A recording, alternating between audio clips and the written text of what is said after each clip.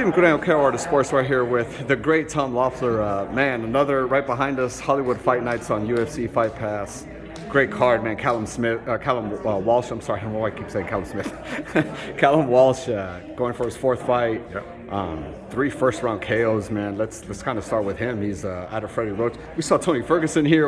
Tony's here to support him. He's got it's pretty incredible. A lot of people that were here to support him, and Callum's really stepping up for his 4th fight. He's fighting Benjamin Whitaker from Texas. Really tough fight for him. But that he knows when he's featured on UFC Fight Pass, and when Dana White's talking about you and saying you can fight, and Freddie Roach, trained by Freddie Roach. This is a good fight for him. This is going to be a great show. Top to bottom is a great show. UFC Fight Pass starts tomorrow at 7 p.m. The doors open here at the Montebello Country Club at 5 p.m. Manny Pacquiao Jr. also is going to be on the show. But, there was a great article.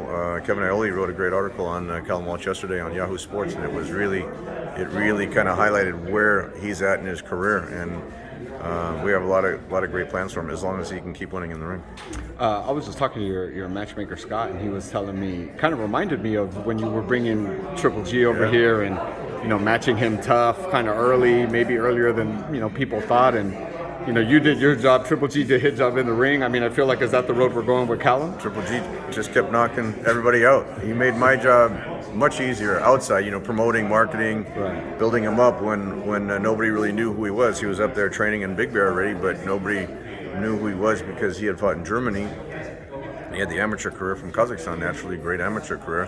But then, we were pressing HBO, Showtime, all the networks, and HBO finally gave him the shot. And it was. It just, like I said, as long as he kept knocking guys out, we were doing everything, taking him on the tours to Mexico, to Dallas, Cowboy Stadium, to the NASCAR races, anywhere we could take him to the hockey games, Laker games, wherever it was. Dodger games, he threw out the pitch. Threw out the first pitch, I was there.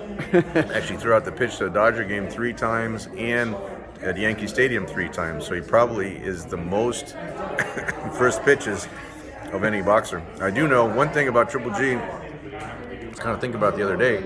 I'd say he's the only active boxer, only recent boxer even, to have sold out an arena at Madison Square Garden, sold out T-Mobile in Las Vegas, sold out the Forum and StubHub in LA, sold out the O2 Arena in London, sold out the Saitama Arena in Japan, Tokyo, actually sold out Monte Carlo Arena. So it's when you have that many different places on your resume, that's the definition of a global superstar. I mean, we obviously for sure have the mega fight, obviously, with September 17th. September 17th, Canelo Triple G the third. How is G doing in camp? Is it still up in Big Bear with Jonathan Banks? Banks, yes. Yeah, Jonathan Banks. Yeah, he's training up in Big Bear.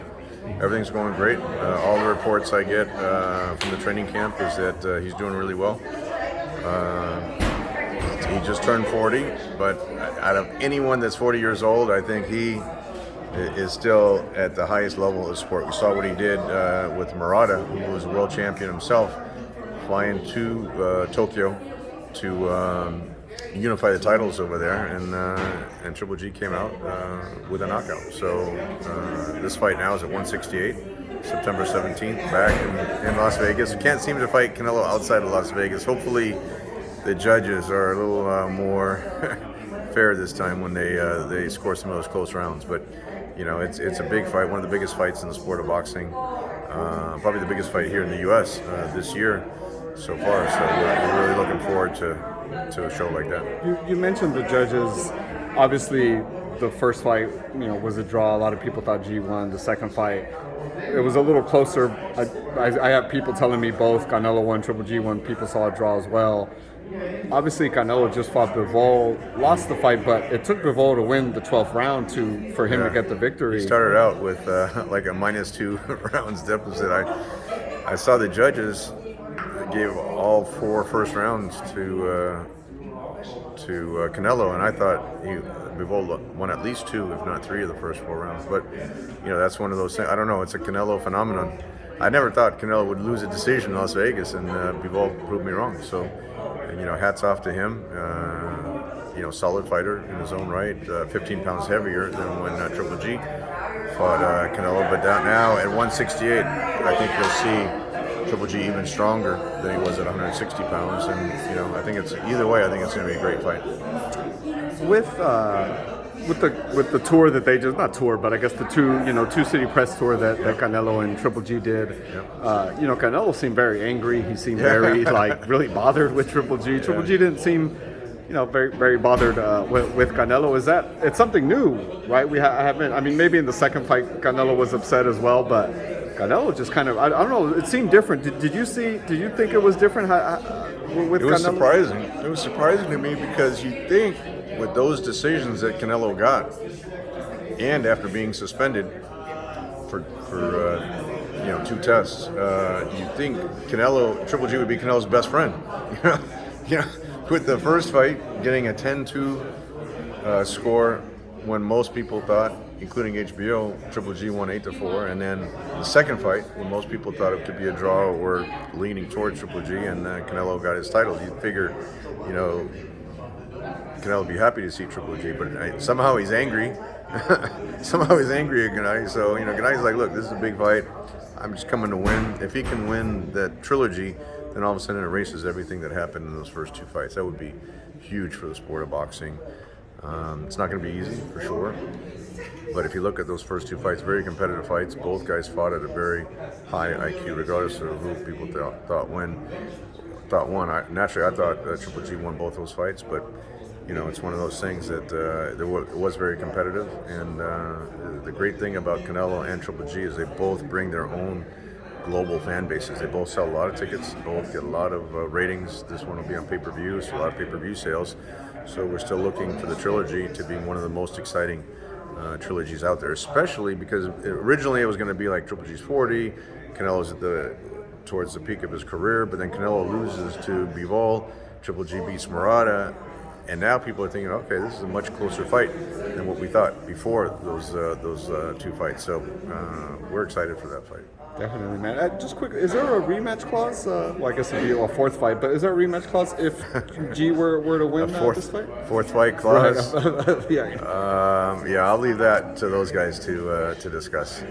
So, we're just here to talk about the fight, talk about the Hollywood Fight Nights, but don't really want to get into too many details on the negotiations. Right, for sure. Well, I can't wait to see it September 17th. Just lastly, you have a female championship fight on this card as well, right? May. That's an exciting fight. Chelsea May Anderson versus Aida Saltamedova, I believe, from Kazakhstan. Right, I was going to say she had the Kazakhstan flag.